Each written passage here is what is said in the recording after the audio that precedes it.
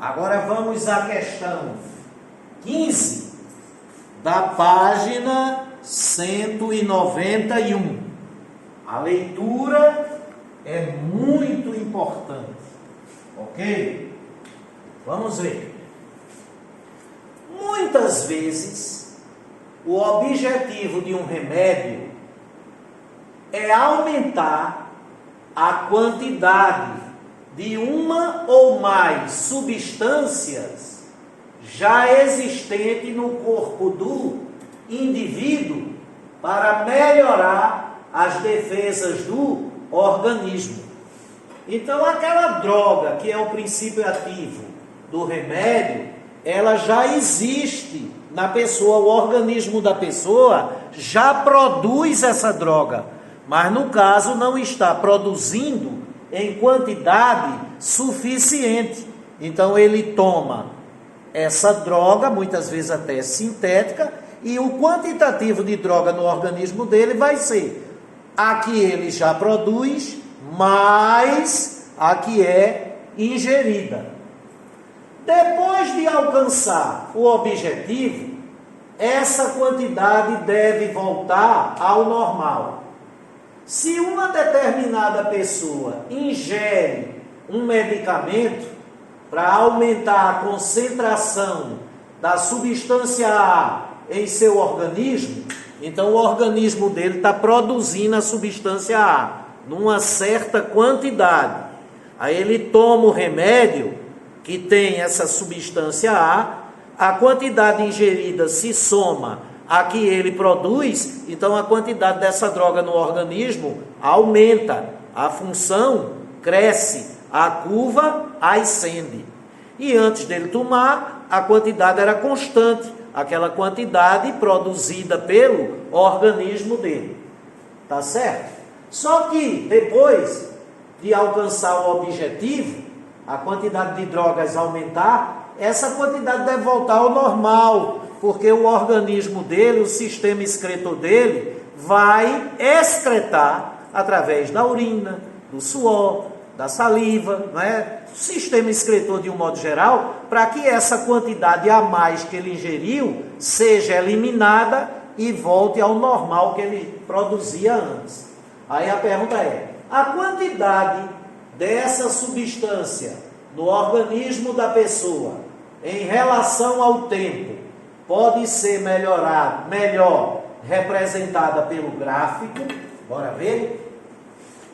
Qual desses gráficos? Olha, esse gráfico aqui, nessa parte do gráfico, a quantidade é constante. A quantidade que ele está produzindo no organismo. Exatamente aqui nesse ponto, é quando nesse instante, porque no eixo das abscissas está um tempo, é que ele toma, ele ingere esse medicamento. Aí a quantidade de droga aumenta, chega ao máximo, só que o normal é essa quantidade aqui. Aí o organismo dele vai começar a eliminar. Aí aqui a função decresce, só que ela só ficaria constante, novamente, quando a quantidade fosse igual à quantidade produzida pelo organismo dele.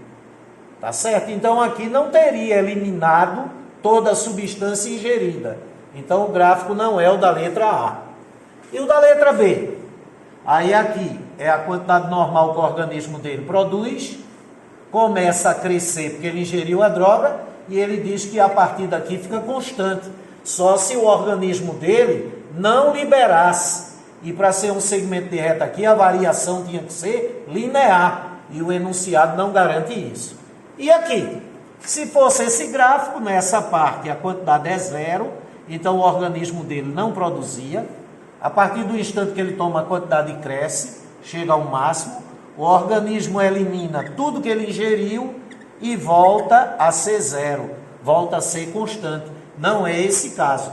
Seria esse gráfico se ele não produzisse essa substância no seu organismo. Feito, por exemplo, quando você toma um analgésico.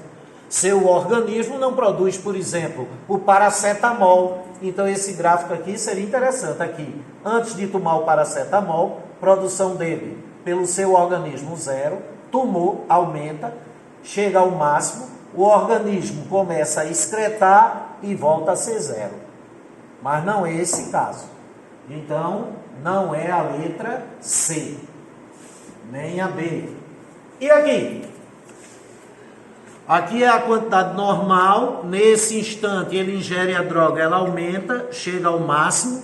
A partir daí, o sistema excretor começa a eliminar e volta a ficar constante na mesma quantidade inicial. Então, o gráfico é a letra D.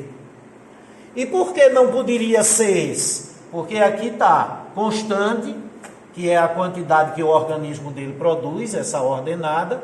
Aí ele toma o medicamento, a quantidade da substância não vai decrescer. Não é verdade? Ela vai crescer. Tá certo? Então o gabarito da nossa questão fica na letra D. Resposta, letra D. Sensacional.